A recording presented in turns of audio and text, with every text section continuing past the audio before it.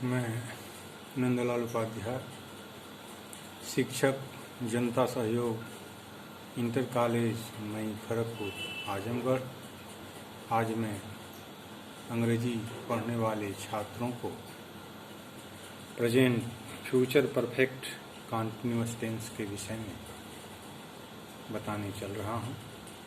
इस टेंस के वाक्यों के अंत में रहेगी, रहा होगा, रहता होगा आदि शब्दों का प्रयोग किया जाता है।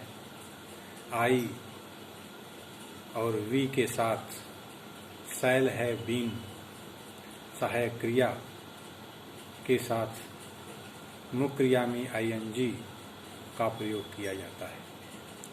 आई वी के अतिरिक्त अन्य सभी कर्ताओं के साथ सहायक क्रिया के रूप में विल है, बीन तथा मुख्य क्रिया में आईएनजी का प्रयोग किया जाता है। इस टेंस में शैल है, बीन या विल है, बीन का प्रयोग सहायक क्रिया के रूप में किया जाता है। जैसे कल हमारी कक्षा 2-3 तक भूगोल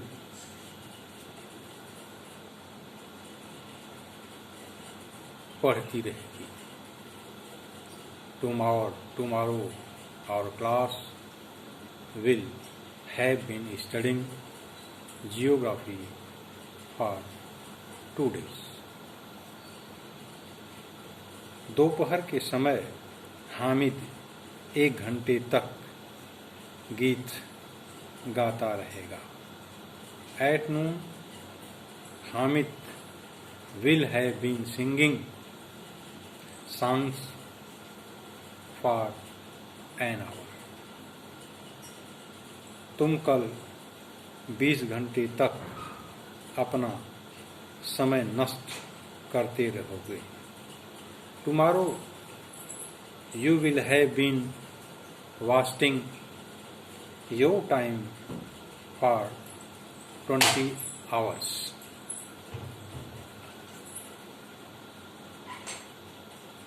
इसी प्रकार नेगेटिव वाक्यों में नहीं के लिए नॉट का प्रयोग किया जाता है। नॉट का प्रयोग शैल या विल के तुरंत पश्चात किया जाता है। प्रश्नवाचक वाक्यों में 2 प्रकार के वाक्य होते हैं। एक तो प्रारंभ में प्रसूचक शब्द आते हैं और दूसरे प्रकार के वाक्यों में वाक्य के बीच में प्रसूचक शब्दों का प्रयोग किया जाता है। जिन वाक्यों में प्रसूचक शब्दों का प्रयोग वाक्य के प्रारंभ में किया जाता है, उन वाक्यों में सहायक क्रिया शैल या विल को हम कर्ता से पहले लिखते हैं। दूसरे प्रकार के वाक्य जब प्रश्नवाचक शब्द वाक्य के बीच में आवे तो सर्वप्रथम हम उस प्रश्नवाचक शब्द की अंग्रेजी लिखते हैं। इसके बाद शैल या विल सहायक क्रिया लिखते हैं। इसके बाद कर्ता लिखते हैं। तत्पश्चात शेष चीज़ों को हम लिखते हैं, जैसा कि अन्य टेंसों में हम करते चले जा रहे हैं। जैसे नेगेटिव वाक्यों में रमेश काफी समय पहले तक लखनऊ नहीं जाता रहेगा। Ramesh will not have been going to Lucknow for a long time. क्या तुम आधे घंटे तक हिमानी की प्रतीक्षा करते रहोगे? विल यू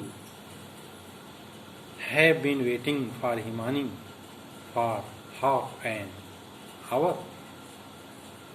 क्या वह कुछ समय तक यहाँ खेलता रहेगा?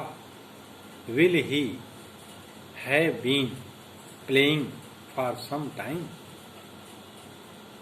यहाँ वाक्य के प्रारंभ में प्रसूचक शब्द आया हुआ है, इसलिए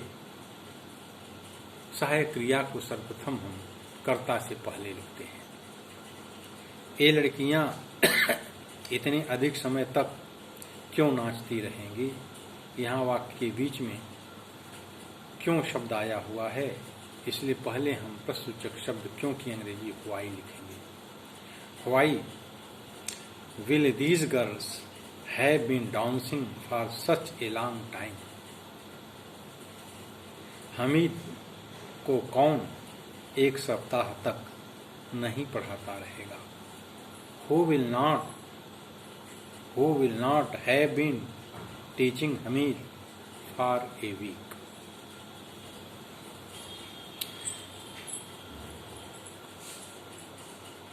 Who का प्रयोग होने पर वाक्य को who will have been के बाद मुख्य क्रिया में ing लगाया जाता है। प्रश्नवाचक वाक्यों के अंत में प्रश्नसूचक चिन्ह का प्रयोग करते हैं। फ्यूचर परफेक्ट कॉन्टिन्यूअस टेंस में टुमारो का प्रयोग होता है। इस काल के वाक्यों में सिंस तथा यस्टरडे का प्रयोग नहीं किया जाता है।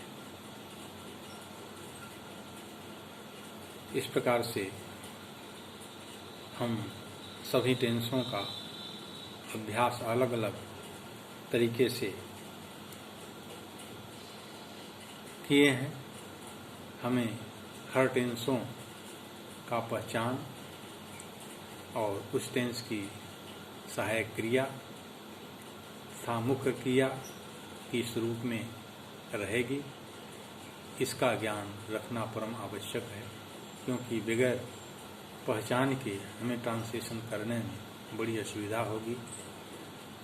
कौन सा वाक्य किस टेंस का है, इसको पहचानना बहुत जरूरी है। इसकी पहचान हम उसके वाक्यों के अंत में दिए हुए चिन्ह प्रतीकों से हम समझ सकते हैं कि यह किस टेंस का वाक्य है, क्योंकि हर टेंसों की अलग अलग पहचान है। हर टेंसों में मुख्य क्रिया अलग अलग रूपों में प्रयुक्त होता है। हर टेंसों की सहायक क्रिया अलग अलग होती है। इसलिए हर टेंस की सहायक क्रिया, मुख्य क्रिया एवं पहचान का होना अति आवश्यक है। तभी हम जान पाएंगे कि किस टेंस का वाक्य है, तो हमें किस टेंस में इसका प्रयोग करना है। जब तक हमें टेंस की पहचान नहीं होगी, तब तक अनुवाद करने में अति कठिनाई का सामना करना पड़ेगा। इससे सर्वप्रथम हमें हर टेंसों का पहचान करना बहुत आवश्यक है। उसकी सहायक क्रिया और मुख्य क्रिया किस रूप में होगी, पहले रूप में होगी, दूसरे रूप में होगी, कि उसमें ing का प्रयोग होगा, कहाँ पर यस लगेगा, कहाँ पर यस नहीं लगेगा, कौन सा एक वचन है, कौन द्विवचन है, उसके अनुसार हमें कर्ता के अनुसार मुख्य क्रिया को भी रखना पड़ता है।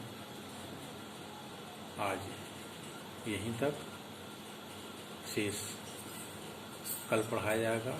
धन्यवाद।